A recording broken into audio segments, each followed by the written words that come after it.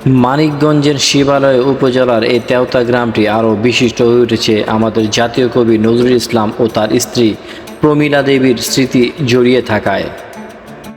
এই তেওতা গ্রামের মেয়ে প্রমীলা দেবী জমিদার বাড়ির পাশে বসন্ত কুমার সেন আর গিরিবালা সেন দম্পতির মেয়ে আশালতা সেন বা প্রমীলা নজরুল এর ডাকনাম দুলি। কবি নজরুল বিভিন্ন কারণে কয়েক দফায় এসেছিলেন এই গ্রামে, তবে এখানে কেন এসেছিলেন এ নিয়ে জনমনে রয়েছে নানান বিতর্ক। তবে জনশ্রুতি রয়েছে 1922 সালে প্রমীলার সাথে একাধিকবার এসেছিলেন এই তেওতা গ্রামে।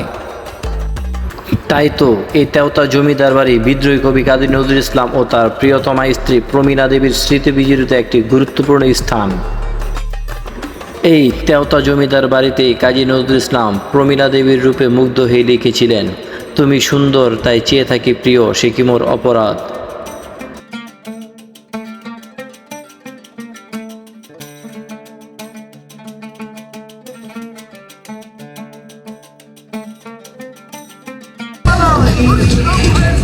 ভিউয়ার্স, আমরা এই মুহূর্তে আছি তেওতা জমিদার বাড়ি মানিকগঞ্জের।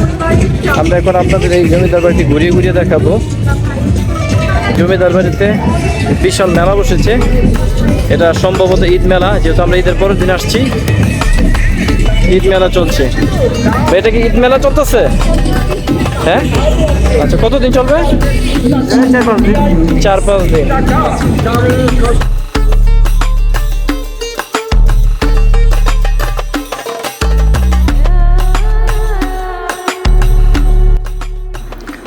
প্রায় 7.38 একর জায়গার ওপর প্রতিষ্ঠিত তেওতা জমিদার বাড়িটি বহু প্রাচীন নিদর্শন ও 55টি কক্ষ নিয়ে গড়ে উঠেছে।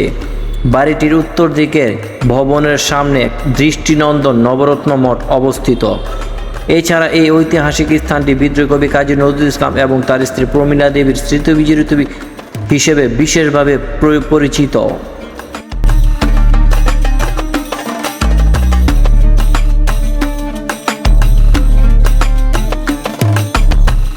লোকমুখে প্রচলিত তেওতা জমিদার বাড়িটির বয়স প্রায় 300 বছর।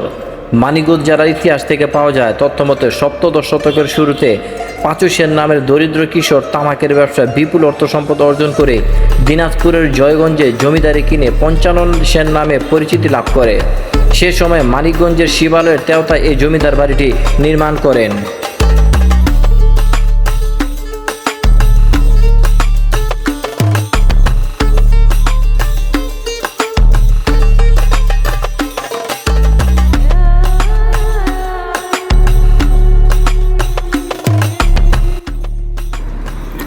তেওতা জমিদার বাড়ির প্রধান ভবনের উত্তরের ভবনগুলোতে হেমশঙ্কর এস্টেট এবং দক্ষিণের ভবনগুলোকে জয়শঙ্কর এস্টেট নিয়েছিল।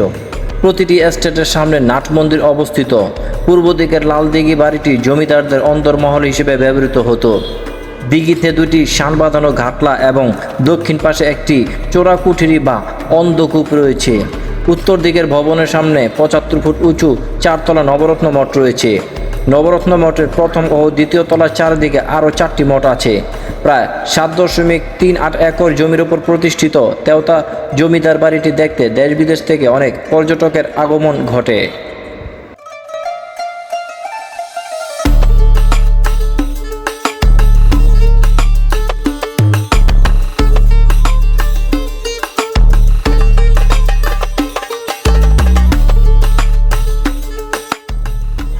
ইতিহাসবিদদের মতে 17শো শতকে এই জমিদার বাড়িটি নির্মাণ করা হয়েছিল।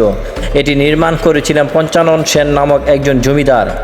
জনশ্রুতি অনুসারে পঞ্চানন সেন এক সময় খুবই দরিদ্র ছিলেন এবং দিনাজপুর অঞ্চলে তিনি তামাক উৎপাদন করে প্রচুর ধনসম্পত্তির মালিক হওয়ার পর এই প্রাসাদটি নির্মাণ করেন। পরবর্তীতে এখানে জমিদারি প্রতিষ্ঠিত করে জয়শঙ্কর ও হেমশঙ্কর নাম দুজন ব্যক্তি। ভারত বিভক্তির পর তারা দুজনই ভারত চলে গেলে বাড়িটি পরিত্যক্ত হয়ে যায়।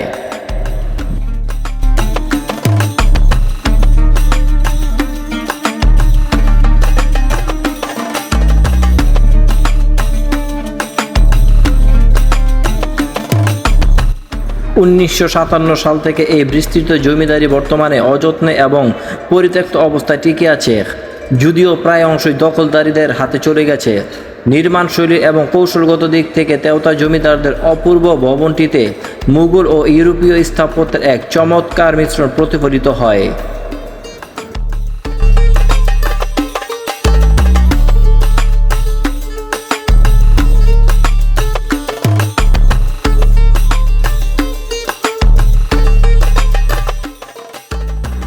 তেওতার জমিদার কিরণ শঙ্কর রায় এই ঐতিহাসিক জমিদার বাড়ির জমিদার ছিলেন। তিনি ভারতবর্ষের হোম মিনিস্টার ছিলেন। তার এই জমিদার বাড়িটি ভারতের আগ্রার তাজমহলের ন্যায় কারুকার্য করা হয়। এখানে যে নবরত্ন মঠটি রয়েছে তা যে কোনো মানুষকেই অবাক করে দিবে। তাই আপনাদেরকে এই সৌন্দর্যময় জমিদার বাড়িটি পরিদর্শন করার স্বাগতম জানাচ্ছি। পদ্মা নদীর কোল ঘেঁষে কালের সাক্ষী বহন করে আসছে তেওতার জমিদার বাড়িটি। এখানে বসবাস করতেন বিদ্রোহী কবি কাজী নজরুল ইসলামের সহধর্মিণী প্রমীলা দেবী।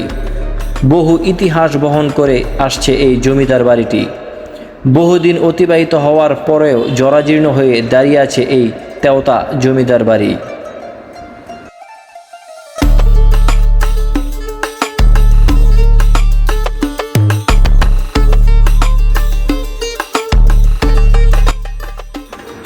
তেওতার জমিদারি প্রায় ১৫০ বছর অবিভক্তই ছিল, কিন্তু ১৯২০ সালের মধ্যে এই জমিদারি আটানা তেওতা জয়শঙ্কর এস্টেট এবং অন্যান্য কয়েকটি ছোট ছোট ভাগে বিভক্ত হয়ে যায়। পূর্ববঙ্গ জমিদারি অধিগ্রহণ ও প্রজাস্বত্ব আইন ১৯৫০-এর অধীনে জমিদারি ব্যবস্থা বাজেয়াপ্ত হওয়ায় তেওতার সকল এস্টেট সরকার কর্তৃক অধিগ্রহণ করে নেয়ার মাধ্যমে এই জমিদারির অবসান হয়।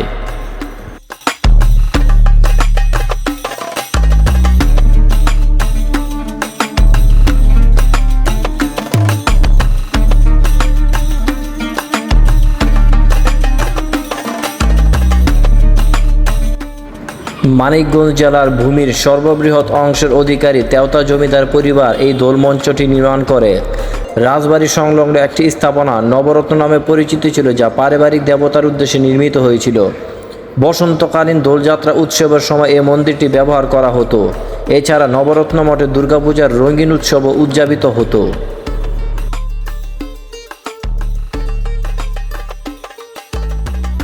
কাচারি এবং দোলমঞ্চের মধ্যবর্তী পুকুরের পূর্ব দিকের পারে দোলমঞ্চটি স্থাপিত। এটি এখনও বেশ ভালো অবস্থায় টিকে আছে। নবরত্ন অংশটি প্রায় ২৫০০ বর্গফুটের একটি বর্গাকার অট্টালিকা, যা ৩টি ধাপে নির্মিত। প্রতিটি ধাপে মোট ৯টি ছোট কুটির সদৃশ্য রত্ন দ্বারা শোভিত। রত্নগুলি অর্ধবৃত্তাকার তোরণ সংযুক্ত প্রবেশ মুখ আছে। এর একটি শিলালিপি থেকে জানা যায় এটি ১৮৫৮ সালে নির্মিত হয় এবং ১৮৯৭ সালে ভূমিকম্পে ব্যাপক ক্ষয়ক্ষতি হয়। পরে ১৯০৬ সালে এটি সংস্কার করা হয়। এই মঞ্চটির উচ্চতা প্রায় ৭৫ ফুট। কিভাবে যাবেন এই তেওতা জমিদার বাড়িতে? আরিচার শিবালয়ে অবস্থিত ঢাকা থেকে তেওতা জমিদার বাড়ির দূরত্ব প্রায় ৯০ কিলোমিটার। রাজধানীর গাবতলী বাস টার্মিনাল থেকে বিআরটিসি যাত্রী সেবা পদ্মা লাইনের বাসে চড়ে ৩ ঘন্টার সময়ে আরিচা ঘাট আসতে জনপ্রতি ১০০ থেকে ১৬০ টাকা ভাড়া লাগে। আরিচা ঘাট থেকে ২০ থেকে ৩০ টাকা রিক্সা ভাড়ায় সরাসরি তেওতা জমিদার বাড়ি যাওয়া যায়। তো বন্ধুরা, আজকের মতো এখানেই বিদায়। আবার দেখা হবে নতুন কোনো ভিডিও নিয়ে। সে পর্যন্ত পাশেই থাকুন। চ্যানেলটি অবশ্যই সাবস্ক্রাইব করতে ভুলবেন না। বিশ্বকে জানুন, দেশকে ভালোবাসুন। আল্লাহ হাফেজ।